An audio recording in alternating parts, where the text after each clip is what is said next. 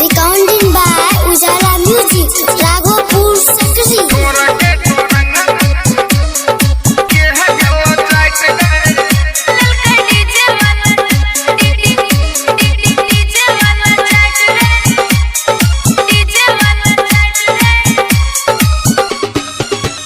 हे गई ठोरा के ठोरंगा छरिया के है गलो चाट गए से बात है ठोरा के ठोरंगा छरिया के है गलो चाट गए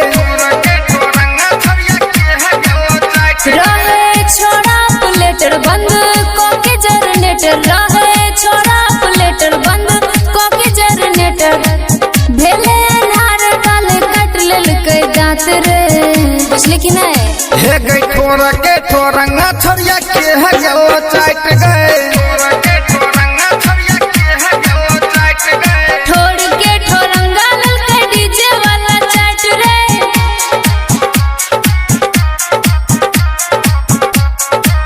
Recording by Ujala Music. लल के डीजे वाला चाट रे हे गई सखी के बियाह में धमाल केलही या लागे कोनो मुर्गा हलाल केलही अच्छा। हे गई सखी के बियाह में धमाल केलही या लागे कोनो मुर्गा हलाल से केलही बात है करवा हल्ला देबो बारन से झाट रे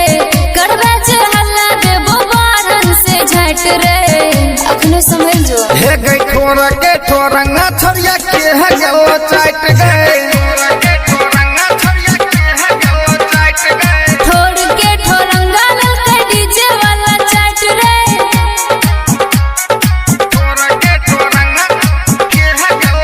लल के डीजे वाला डीजे वाला चाट रे डीजे वाला चाट रे एगो में आई दूगो लगा देबोगे मनोज संगे लफड़ा करा देबोगे एगो में आई दूगो लगा देबोगे अच्छा। जामुन संगे लफड़ा करा देबोगे एसके अजय हमरे बोकल रात रे एसके अजय हमरे बोकल रात रे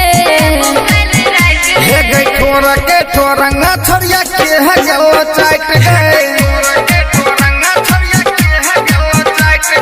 ठोड़ के ठोरंगा लल के डीजे वाला चाट रे रहे छोड़ा प्लेटर बंद कोके जनरेटर रहे छोड़ा प्लेटर बंद कोके जनरेटर भेले नार काल कट लेल के दांत रे हे गई ठोरा के ठोरंगा छरिया के है गलो